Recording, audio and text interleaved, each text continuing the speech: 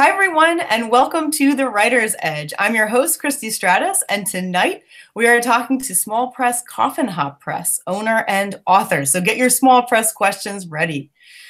Before we get into introductions, let me just tell you that this is an episode that is sponsored by Creative Edge, so thank you very much to them. And I'm just going to tell you a little bit about Creative Edge before we get started.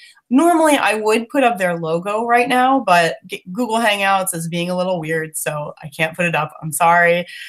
You can check out all their information down below in the description box, and be sure to do that. So Creative Edge, in case you haven't heard of them, specializes in elevating the public profile of both traditional and indie authors and artists in the ways I'm going to tell you about now. They do book signings. They'll set those up for you. They do media interviews in all forms. They'll set you up with radio, print, and even television. They set up events like presentations, school and library visits, conferences, like book cons and festivals. They obtain book reviews and interviews through bloggers and podcasters like me. And Creative Edge has collaborations with a number of media and literary organizations, and that includes the Alexandra Writers Center Society and When Words Collide Festival. So thank you again so much to Creative Edge for sponsoring this video. I really appreciate it. So even though, as usual, we have some set topics, do leave your questions in the chat. I'll be checking it regularly, and I will do my best to get them answered.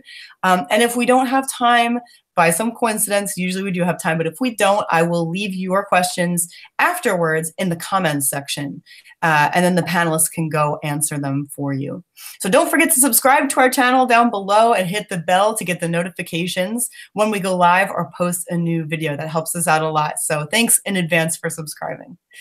So now let's head right into it. I'm going to let each of our panelists introduce themselves, and then I will also introduce myself. So let's get started with Axel. Hi, I'm Axel Howerton. I'm an author, editor, publisher. I have 3 novels out there. The 4th one is forthcoming, which is urban fantasy, second in a series called Wolf and Devil. Next book's called Demon Days. First one was called Fur, kind of dark crime meets urban fantasy. My first novel was finalist for the Arthur Ellis Award for Best First Novel from the Crime Writers of Canada. I started Coffin Hop Press years and years ago, just kind of as a way to help people in the indie horror community that I was writing in at the time, just have a little bit of a platform and get some stuff out. We published a book called Death by Drive-In, which had 22 drive-in and B-movie inspired short stories in it. After that, it kind of, here and there, once in a while, I would put something out with mostly writers that I knew and respected and just kind of wanted to work with. We did a weird Western. Let me get all the books here. We did a weird Western anthology, which we just got a new cover on, called Tall Tales of the Weird West. And then we had AB Negative, which was Canadian, Alberta-based authors writing Alberta-based crime stories. And this also was nominated for an Arthur Ellis Award. And then working on AB Negative, I was working with Rob here because he had submitted a story. And we got kind of working together. We worked well together. And he had some short stories that he wanted to kind of put together, and I was working with him on that, which turned into this book, Fishing with the Devil and Other Fiendish Tales, which is a fantastic book of weird science fiction fantasy stuff. And in the process of doing that, he had a lot of great ideas about how we could expand things and change things. And so we kind of partnered up and set out to ramp things up for Coffin Hop Press to where now we're putting out short story collections, single author books. We have a novella line of dark crime novellas called Noir Vellas, which both Mr. Friend and Miss Bird's books are in. And my last novel, this one, Con Morte, was the first book in the Noir Vella series. So that's enough about me. That's great. Thank you so much. And that was a really good, quick introduction to Coffin Press as well. So what about you, Robert? I think Axel kind of covered most of it. But yeah, I met Axel a few years ago, and we've been working on things on and off. And he was nice enough to publish my short story collection, which is a lot of fun. And now we're just going full bore on Coffin Hop. That's great. Thank you. And let's go with you next, Sean.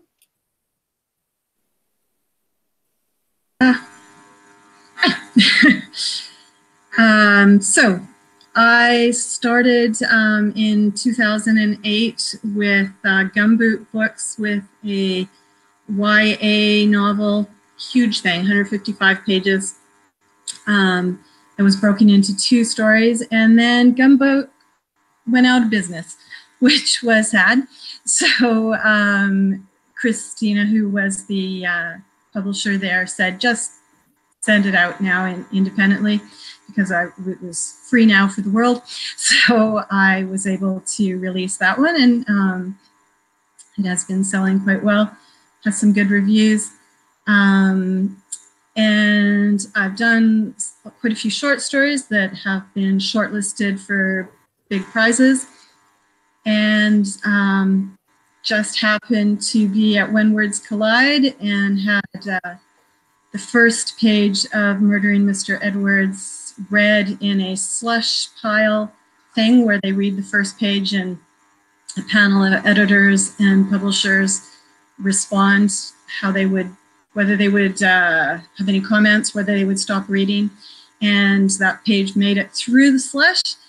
And then Axel said, "What is this?" And I told them that I was going to pitch it to them that afternoon, and they were all excited, and that became Murdering Mr. Edwards. So that was pretty cool.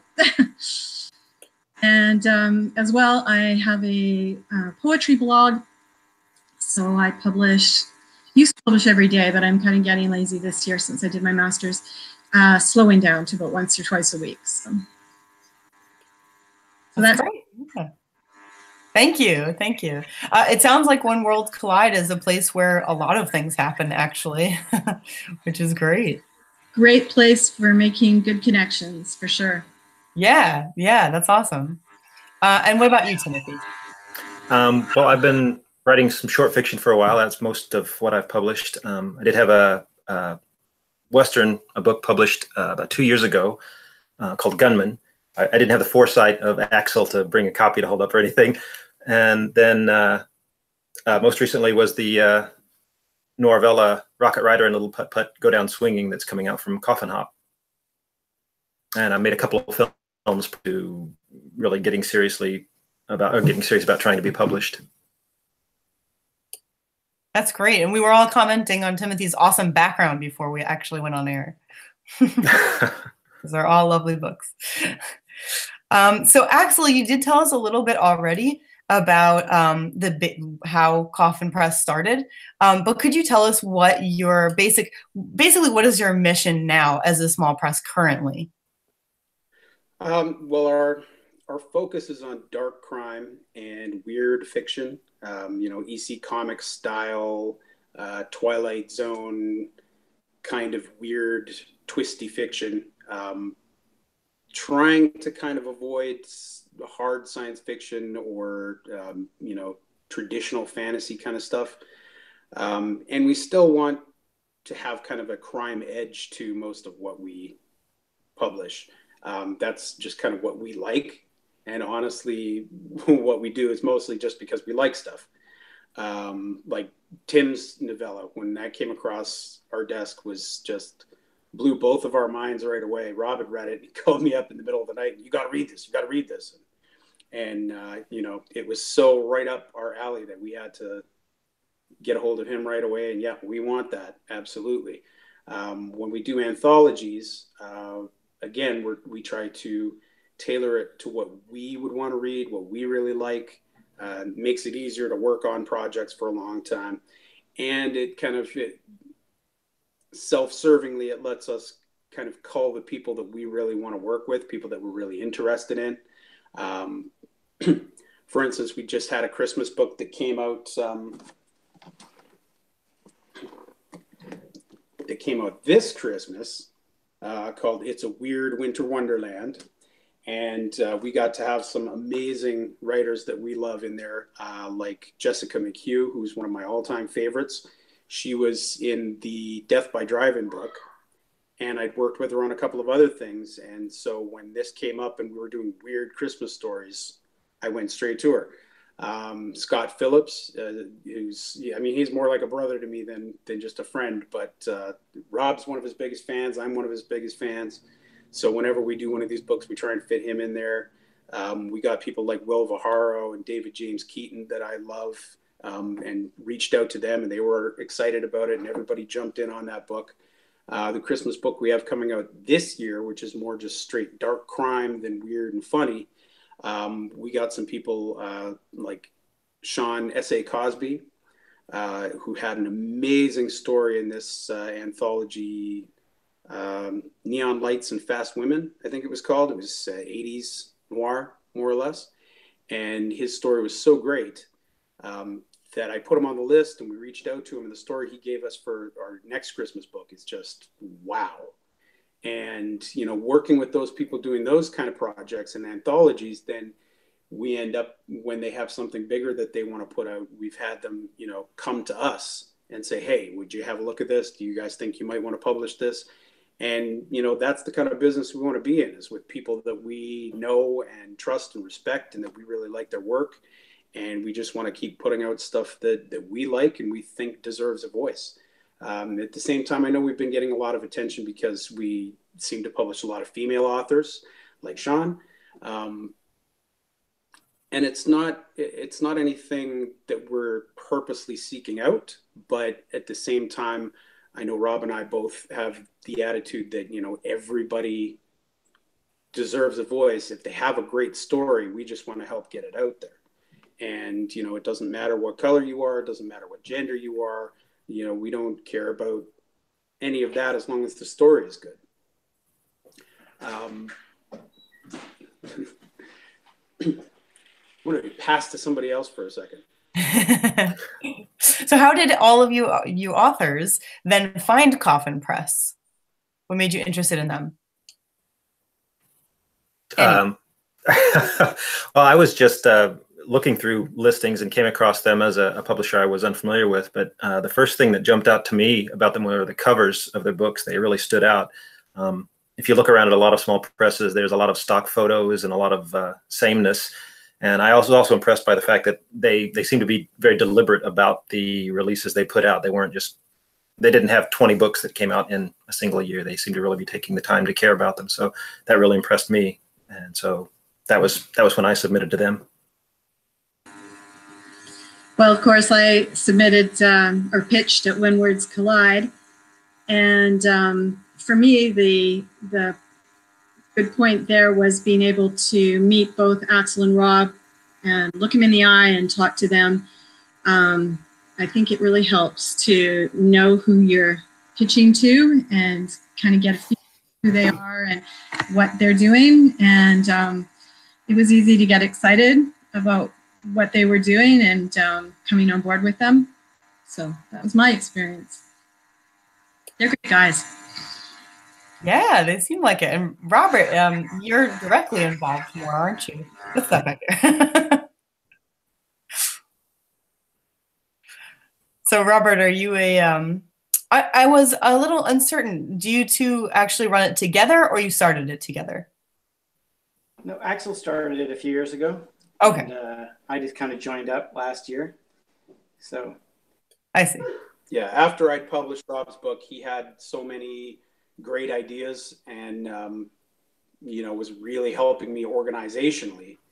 And so, eventually I just said, why don't you join up and we'll, set everything up properly.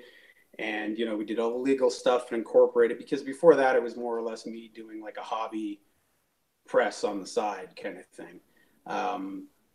Everything was above board and authors were always paid and things like that, but it wasn't set up as a proper company. So we jumped through all those hoops and set everything up so we could do it properly. And now we're going full bore, full steam ahead.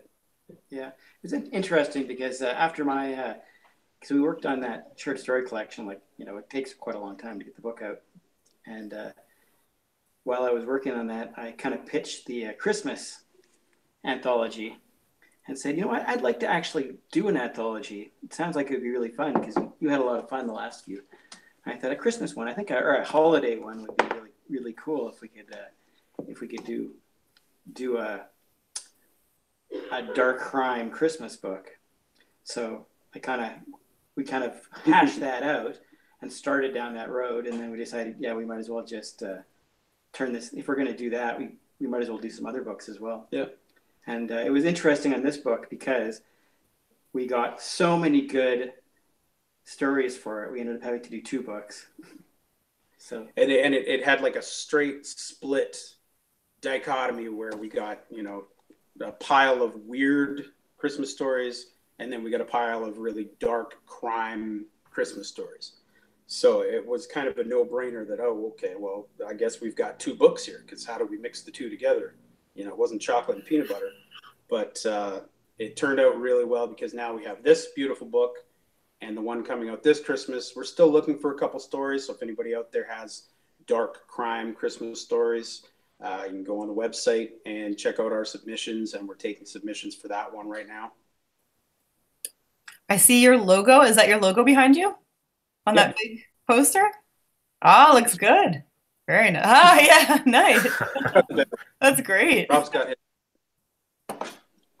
We actually have a couple of questions in the chat. Sorry? What were you saying? Did I miss something? Sorry. Did I talk over you? We were just showing off the t-shirts. Ah, yeah. It looks really good. And it's kind of a good logo to have. It sort of just works on everything, doesn't it? It just sort of looks good on everything. Except hats. Except hats. I could see where that. We're working on it's too detailed for the hats. We can't get anything embroidered. Yeah. I could imagine that. We do have a couple of questions in the chat that I'd love to ask you guys. So Kit, thank you for a question. She says, are you guys going to present at Texas Book Fair October 2018? Not this year. We're still pretty small. We're starting to branch out. We're going to stick to local stuff this year at least, and then we'll probably branch out through Canada next year. And then after that, you know, depends. The bigger we get, the more we'll be able to do those kind of things. And I would love to be able to go to places like the Texas Book Fair or BoucherCon or what's the big? Is it Munich? There's a big one in Europe that happens every year that I would love to go to.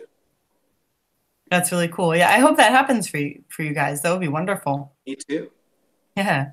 And then we have another question from Joe Compton from Go Indie Now, who you already know, Axel. Joe. Yeah. So he says, where in your minds is the crime genre lacking? And what is Coffin Hop Press doing to combat that and stand out? That's a great question. That is a good question. I'll defer to my partner a little bit for a second. Yeah, think about it. So we have a book that we're working on right now called Knucklehead Noir. So one of the things that we really like are kind of dark but funny. And we don't find, like, we love reading them, and you just don't find a lot of them. Like, you know, like the idiot criminals in Home Alone, or what's some other good examples? Well, like Tarantino side characters. Yeah. The kind of bumbling idiots you get in 70s crime movies. Yeah, and like, you know, Pulp Fiction had a lot of characters like that. Yeah. It's dark and noir, but it's also has, you know, idiot characters, and it's funny. And that's what I write. And, you know, Scott Phillips that we mentioned, our Scotty Phillips from New Mexico, he writes that stuff. Steve Brewer that did a story in our Christmas book, he writes that stuff. And Rocket Rider has a lot of that in it. The other Scott Phillips, St. Louis Scott Phillips that wrote The Ice Harvest, he's like the king of that genre. And, you know, like Donald Westlake and Elmore Leonard, and that's the kind of stuff that we like, and we're trying to put something together with that right now. And what we're finding is a lot of people just don't get that idea that it can be funny. Noir can be, it's dark and it's nihilist and it's you know, self-destruction, but it can still be funny. And people don't seem to get that. And most of the problems that we've had are just trying to get across exactly what we're looking for and having people not just see one part of the description and then jump on it. Like we were going to do a science fiction noir book, and everything we got was hard-boiled. And, you know, for me, I'm kind of a stickler, and I'm a genre guy. I used to teach classes on genre. I used to write a column on genre.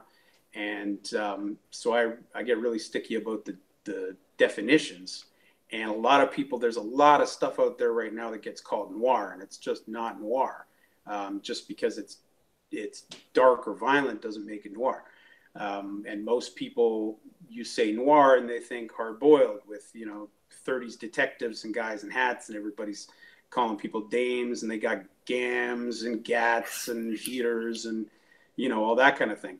And once in a very blue moon, you get a perfect crossover of that, which is Tim Friend's book, Rocket Rider and Little Putt Putt Go Down Swinging. And that's, you know, why we got so excited about that one, because it's funny, it's dark, it's hard-boiled, but it's also damn fine noir. And there's not enough of that. You know, it's kind of a catchphrase now. And one of the things that I personally want to do is kind of find the best examples of these little niche genres that I love and put them out there. You know, that's why I did the Weird West book. That's why we did the Weird Christmas book. That's why we're doing the Knucklehead Noir book. Killing Mr. Edwards has a lot of that in there too. Yep, like, yeah, there's absolutely. a lot of crazy situations with, you know, odd characters, and that's what we like, and that's what we're going for. And at the same time, with our Noirvella line, while it's kind of a catch-22, and I should be ashamed of myself for saying this, but after just saying what a stickler I am, originally the Noirvella line was going to be just straight up noir novellas. But, you know, the stuff that we've gotten has been so varied, but so good. You know, my book that started it was kind of an untraditional, almost subversive take on noir. And then we followed that up with Manchester Vice by Jack Strange, who was supposed to be here tonight, but he couldn't be here because his mother is ill. So we wish her the best and Jack the best. But that is really just kind of a tight serial killer novel, almost more kind of James Patterson, than a noir. And Sean's book definitely, I wouldn't classify as a noir necessarily, but it's a really great take on kind of closed room mysteries and traditional mysteries that really struck us, and we just wanted to be able to put that out there. I don't know if that answers Joe's question, but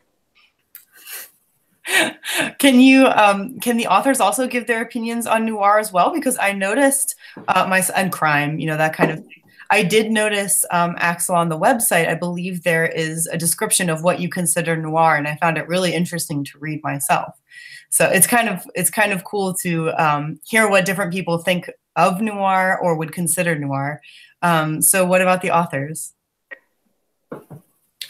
Well, I didn't write Rocket Rider necessarily thinking it was noir or anything of that sort, but when I read the description of what they were looking for, everything seemed to click, so that was why I submitted to them. But yeah, I don't know if I would be able to define what noir is or what's... yeah, I didn't set out to do that, but it worked out. The things just came together. it certainly did. In my case, I was looking for the pitch appointment, and it was, I don't have anything that would fit this company. And then I thought, well, wait a minute, murdering someone 12 times, the same guy getting murdered over and over, it's kind of noir, it's kind of noir. So, and it turns out I was right, at least close enough. So yeah, I don't know. It's dark humor and slightly twisted plot seems to be the thing for Coffin Hop. I don't know. Am I right, Axel? Absolutely. and weirder and darker, the better. And we're dark comedy definitely is quirk. always. And we are. We're all about comedy. I find that whenever I ask about noir, I get different answers from everyone. Well, I find it's very interesting. So I do have another question, or two actually, in the chat. So I'm just going to toss them in now. Joe is asking, are you guys going to be in When Worlds at When Worlds Collide this year? Always. Always. Oh, that's good. That's always. Great. And unfortunately, we can't fly Mr. Friend up here, but Sean's going to be there. So we're going to be kind of after launching Mr. Edwards there, as well as we have a whole summer slate of female-centric books that we're launching because, we did want to support, they're calling it the Year of Publishing Women. And, we have worked with a lot of women and, that deserve respect and deserve to have their voices out there as much as anybody else. So we have, not only Sean's book coming up in April, but Sarah Johnson, who was also supposed to be here, but had a conflict. Her book, Infractus, which you can see is well worth the money, which is tiny font. So it's tiny actually, font, yep. It's actually like a 700-page book crammed in there. It's a kind of dystopian, not quite sci-fi. And in the summer, we have an anthology called The Dame Was Trouble, which is some of the best Canadian female crime writers, who are some of the, we've got some pretty, well, I guess we can't say because we don't have contracts out yet, so we won't say, but there's some pretty damn big people in that one. We also have Therese Greenwood's short story anthology, Kill As You Go. Therese Greenwood, we worked with her in AB Negative, and she's an amazing author from Fort McMurray, Alberta. And she's umpteen times nominated for the Ellis Award. I think she won a Bloody Dagger Award. She's incredible. We have her book. And what else do we have in the summer? Not female-centric, but we're also getting into graphic novels in the summer with Futility, Orange Planet Fury. I don't know what they're going to call it. There's too many. I can't remember the names now. So we'll have all of that going on at When Words Collide, along with our annual Noir at the Bar. Wow, that's really exciting. It sounds awesome. And I'll be just sitting in the bar buying people drinks. I said to Joe, you got to make sure to take pictures because he's going to be there this year. So I want to see everyone who I already know. Be there, Joe. Yeah. And we have one more question from the chat, and that is from Kit. She says, about what you're publishing, anything truly Canadian or trying to be more universal?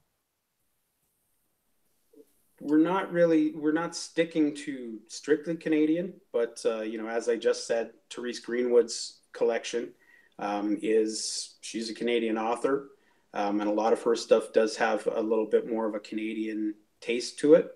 And our book of the best Canadian female crime writers, I guess you can't get more Canadian than that. We're not looking to be CanLit publishers. We want to, represent everybody. And, Tim's from, where are you from, Tim? Again? Kansas City. Kansas City. Can't beat that. I'd mentioned Sean Cosby, Jessica Mchugh, she's from Maryland. Jack Strange, that wrote Manchester Vice, he's from Manchester. We've had people submitting from India. I actually had somebody send me something from Afghanistan a couple of weeks ago. Australia. Sarah's book actually was going to be published in Australia, and then it came here. She's Canadian, but that doesn't really.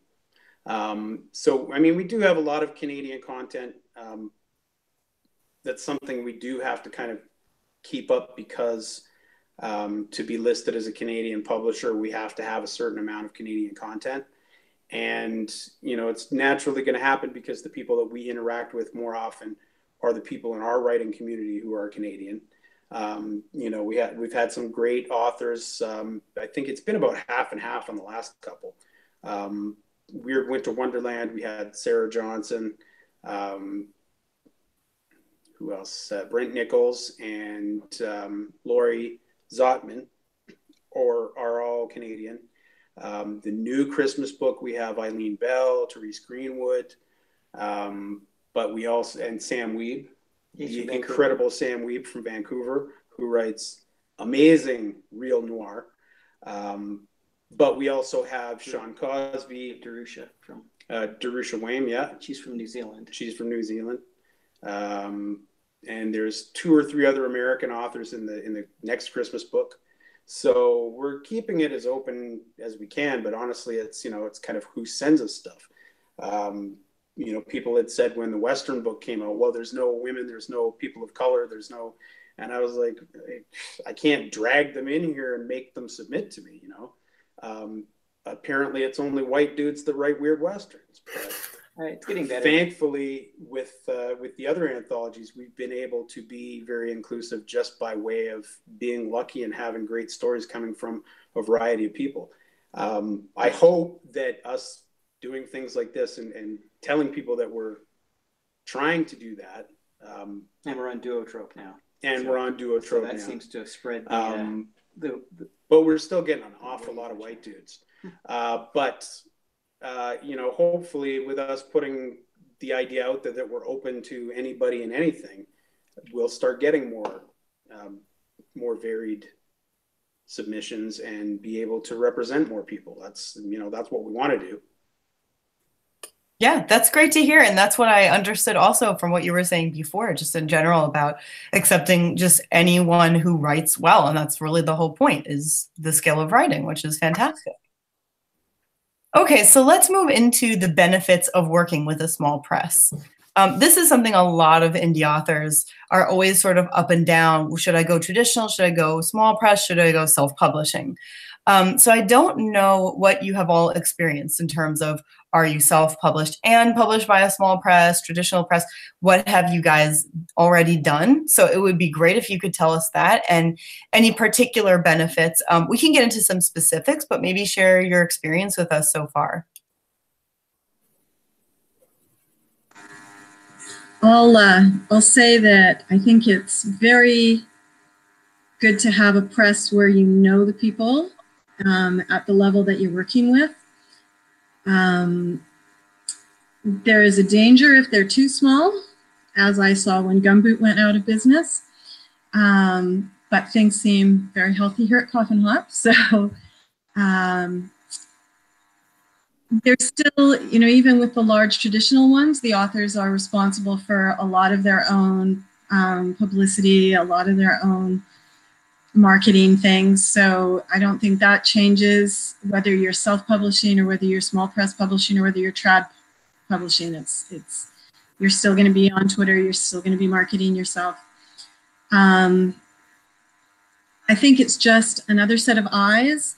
If you're self-published, unless you're spending the money on a really good editor, you have, I don't know, there's still a bit of a stigma there, and some of the quality issues aren't there. And if you go to even a small press, you're eligible for competitions that you're not eligible for if you're independent. And you have just that little bit, somebody's looking at your work and making sure they're gatekeeping a little bit. They're making sure that it's the quality it needs to be, and that helps the readers. So that's a good benefit for being small. Yeah, I'm glad that you mentioned competitions, actually, because that is one thing I was thinking myself. Does that mean you can enter some competitions that you couldn't otherwise? Yeah, there's a few that are available. I know Whistler has one for independent novels, but I mean, you can't enter, for example, the Leacock Awards or some of the big publishing companies or the big publishing awards. If just by as an indie, you have to have a publisher behind you. So fingers crossed. Makes a lot of sense. Yeah, those are really good points. And I think we've all experienced in the indie community where we see smaller publishers with, I would say, specific types of plans behind them, not like what I'm seeing here at Coffin Press, but a different type of plan, like the book trope type. And they close down, and it can be so upsetting and disappointing. And of course, it can happen to any press, but it is a good point to bring up that that's possible. But also, what are all these benefits? All this extra eyes looking over things, you know, some amount of maybe extra publicity, which we'll actually talk about in a minute. But also the competitions. And that's one thing that gets me. It's so frustrating to not be able to do all those competitions when you are self-published. What about you, Timothy? Well, yeah, I agree with everything Sean said. She made really good points about it. I would also say that one of the benefits of submitting to a smaller press is, in addition to mostly not needing an agent, is response times. I submitted a story a while back to one of the major magazines, and it took a year to get a response, which isn't really unusual. And in that time, you can't do anything else with the story, which is really frustrating. So oftentimes it's just better to go for a smaller publisher, because at least you'll find out one way or the other within a reasonable amount of time.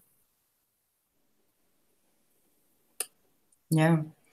And what about the cover? Do you guys, I know in traditional publishing, you don't have a say in the cover, which some people are fine with, and it doesn't matter. But just out of interest, is this something that, you know, Axel handles for you? Or is that something that you have a say in to some degree?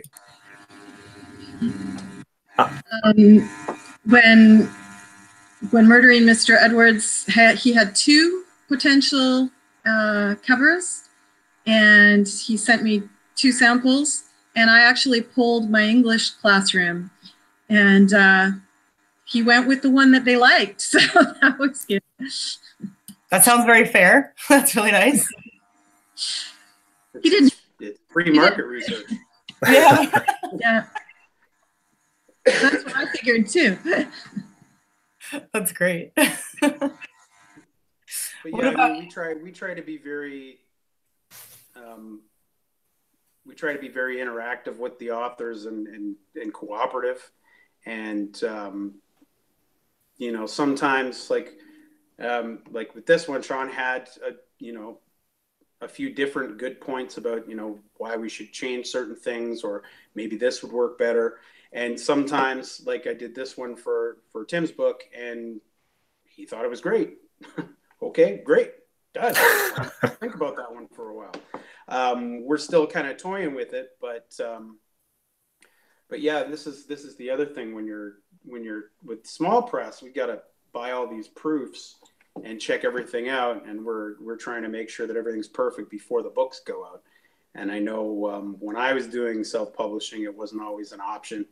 And when I've published with other small presses, you just kind of get what you get. And I've been very unhappy with some of them in the past with what they've done with my work, you know. But a lot of the time when you sign the contract and they just do what they want. That's something else with us, because we've been through those kind of things. We try to make sure that everything's open-ended. You know, we do have time constraints on the contract, but at the same time, there's clauses in there that if they're not happy, take your book back, because, you know, we don't want to work with somebody that's not going to be happy and not going to want to work with us. So, you know, we're trying to address all the problems that we've had in small press publishing or self-publishing or traditional publishing. I've done all of them, and they all have their drawbacks. And I'm just trying to learn as I go along and try and, you know, make it better for the next guy, I guess. Yeah, right now with the covers, it's kind of interesting because we're trying to brand the Norvella line, so they all kind of have a theme, right? So trying to find covers that fit the books. It doesn't always work 100%, but yeah, I can see.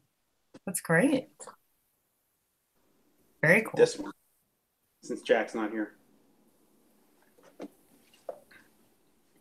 Yeah, that's fantastic. And it's good that you work with, it's good that you've had all that experience in so many different forms of publishing and trying things out yourself, so that you kind of know the frustrations already that authors will have, and you can sort of predict that and try to figure out like what is the best way for the press and for the authors, instead of just starting from scratch like this, you know.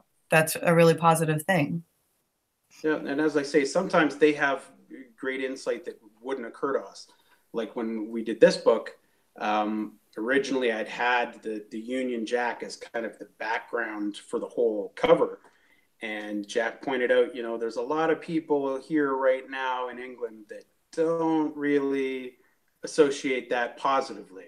So maybe we can downplay it a little bit. So we kind of faded it into the other cover elements. So it's still there, but it's not right in your face, because he brought up that issue. And it wouldn't have occurred to me. I would have just thought, well, whatever, it's England. But, you know, and it'll play fine here that way. It'll play fine in the States that way. It gets it across that, oh, this is a book set in England. But for him, trying to sell his book in England to English customers who may not be perfectly happy with that flag at the moment. Good point. So, you know, we took that into consideration. We changed things to make sure that it would work for him. I mean, bottom line is, as Sean said, just with traditional publishing, the authors have to do a lot of the hustle themselves. And, you know, we're not going to sell any books if the authors aren't working to try and get them out there. And how can they do that if we're not helping them do that, you know? So we try to, as much as we can afford, you know, help with promo stuff, and I'll make up promo images. I did a launch poster for Sarah Johnson's book because she needed something she could put up at different places around town for the launch. So I spent a couple hours making up the launch poster just so that she had that, so she could do that. You know, we can't always have the time to do that, and we may not be able to afford all the things that Penguin can, but, you know, we're going to try as hard as we can. I mean, I've heard of Penguin making their authors pay for some of their own advertising anyway, so I think you're doing a good job, frankly. We do have another question in the chat, and this one is also from Joe. He says, how do you view the audiobook market as a small press, and what are your feelings about heading into that growing marketplace? Another good one, really good. We were just talking about that this week, actually, because we don't have a lot of experience in audiobooks.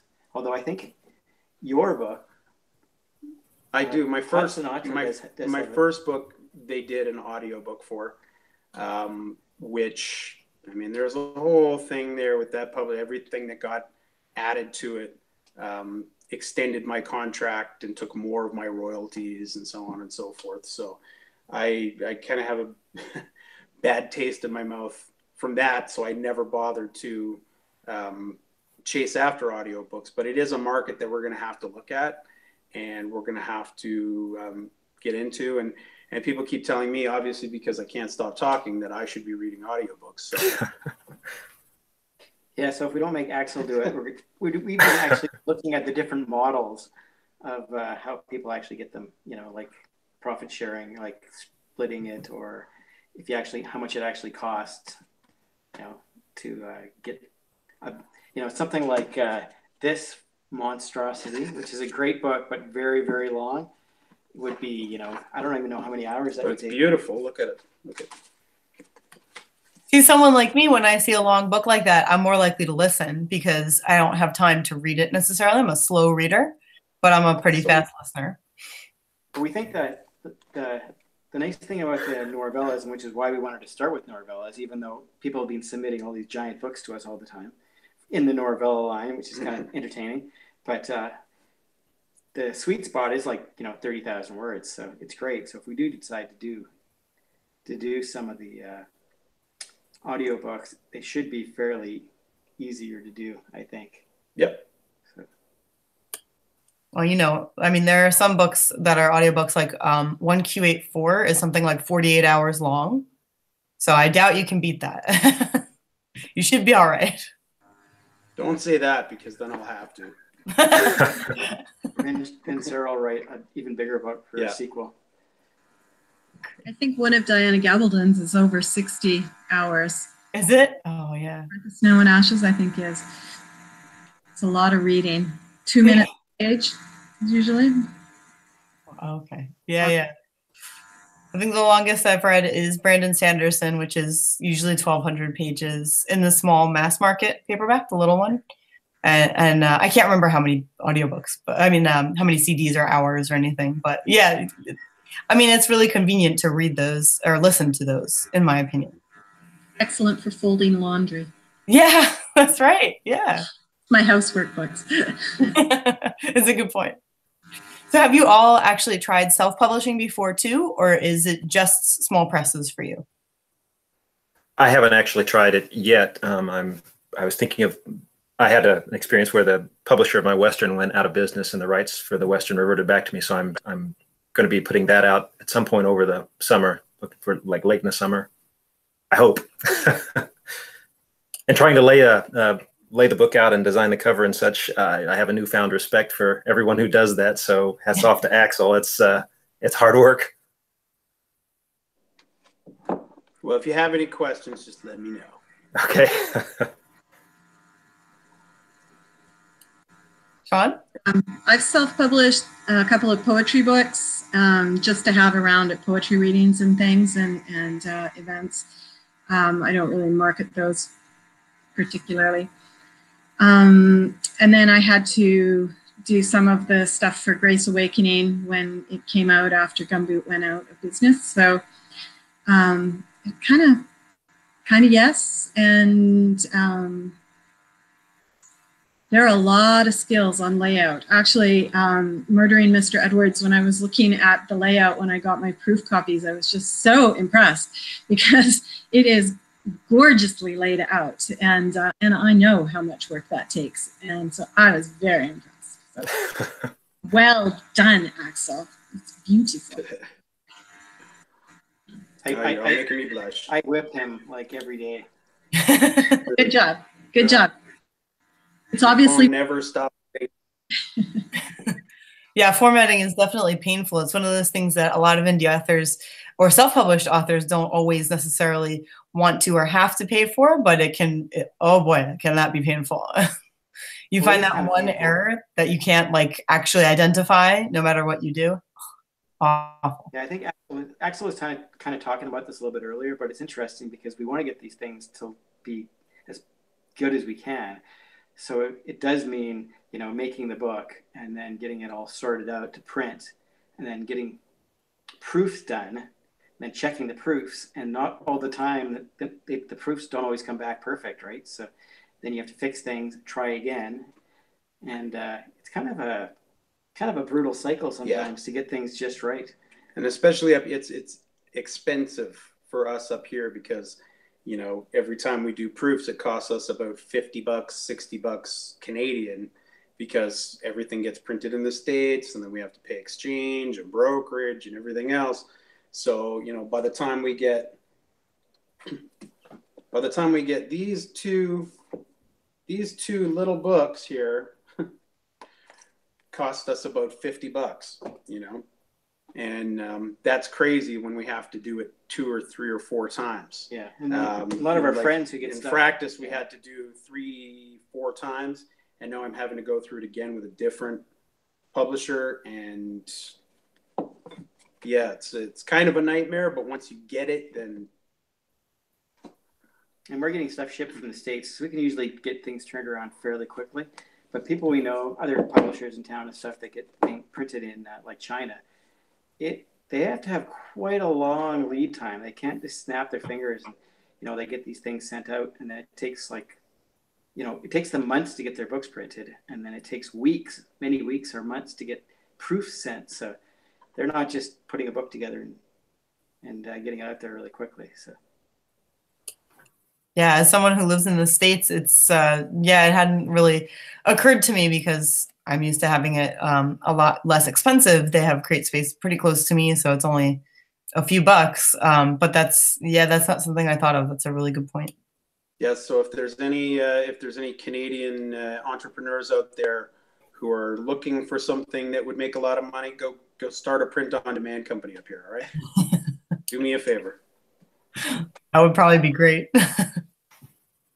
So Coffin Hop works with Creative Edge Publicity so that both the company and its authors get exposure. And so I wanted to ask you, Axel, to tell us about your experience as a small press working directly with a local publicity firm. Yeah, no, it's been great. I mean, you know, it's one more thing off my plate. I don't have to be, you know, I don't have the time or the energy to be sending out emails to, you know, 50 people trying to get reviews or trying to get, you know, trying to get YouTube shows or blog posts or whatever. And, you know, I certainly don't have the time to find those people and build a database and be able to keep on top of that. You know, I mean, basically this press is just me and Rob. And so that by itself takes a lot of work. And Mickey's been excellent in just helping us just get things out there, get coverage on things. I mean, it's starting slow and we're getting bigger and we're getting bigger. And, you know, he's getting us now placement with bigger magazines that we're getting ads in and things like that. And I think it's over time, it's going to snowball and it's going to get bigger and better and bigger and better. And, excuse me. And Mickey's been very good about being on top of that stuff and just really helping push us and push our authors. Yeah, he's just getting to know us though. So he's, you know, we're trying to find the right balance of what we need and what our authors need and what he can provide and try to match them up to the right things. Because everybody wants something slightly different, or some people have their own contacts for some things and some people want to use our contacts for other things. And I think it's going to get better as it goes. So.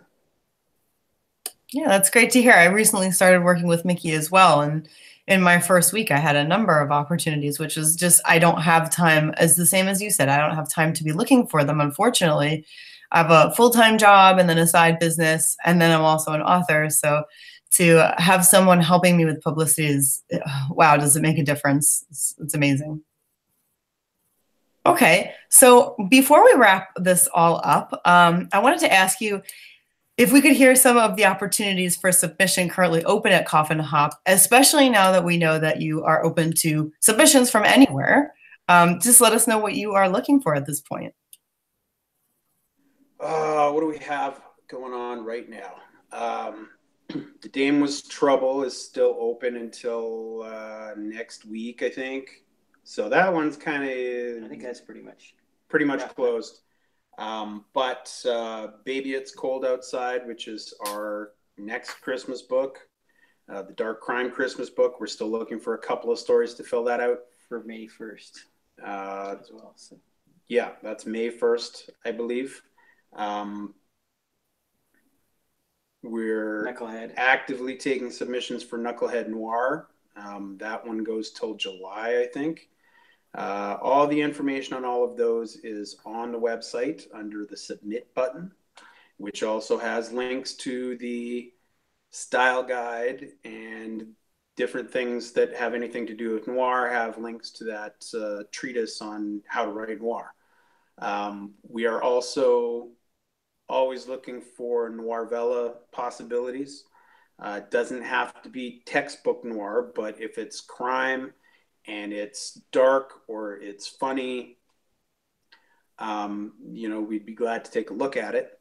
We've also been fielding queries on short story collections, single author novels.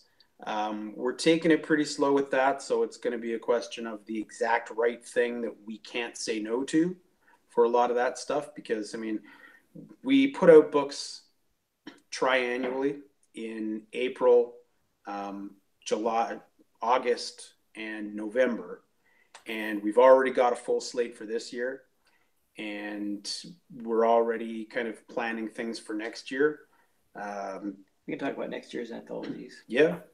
So for next year's anthologies, which is probably more interesting because the other ones are cutting off fairly soon.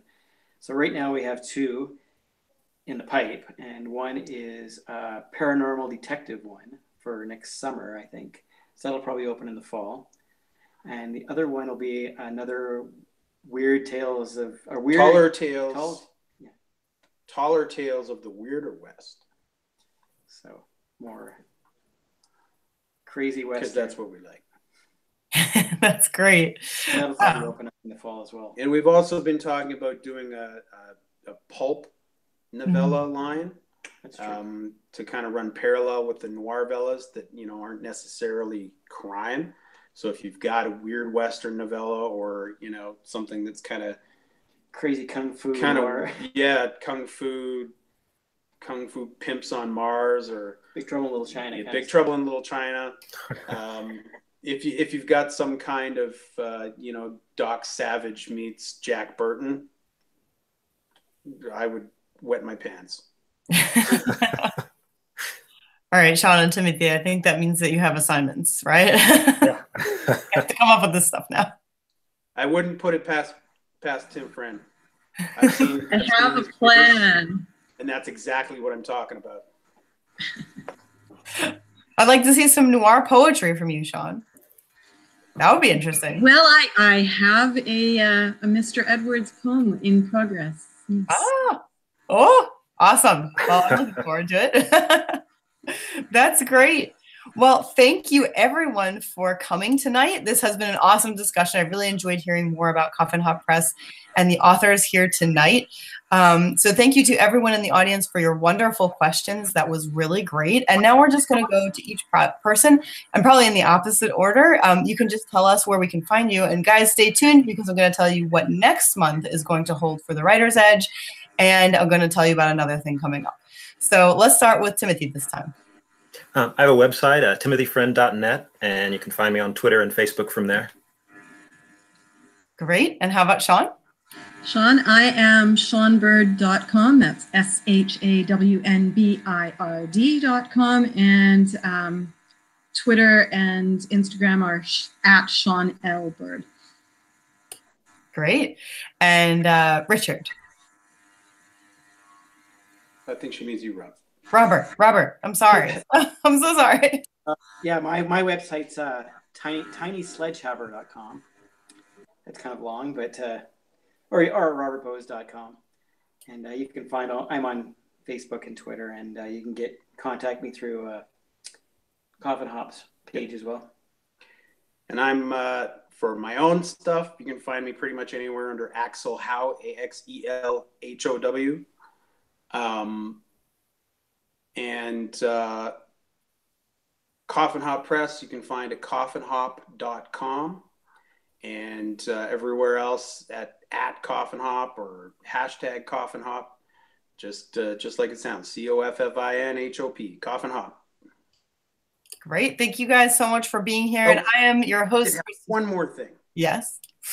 since there was questions. Yes. We do have our own AMA set up.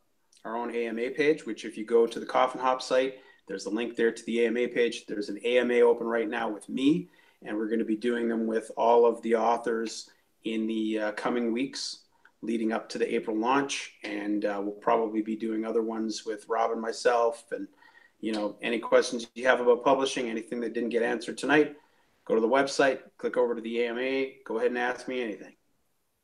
Great.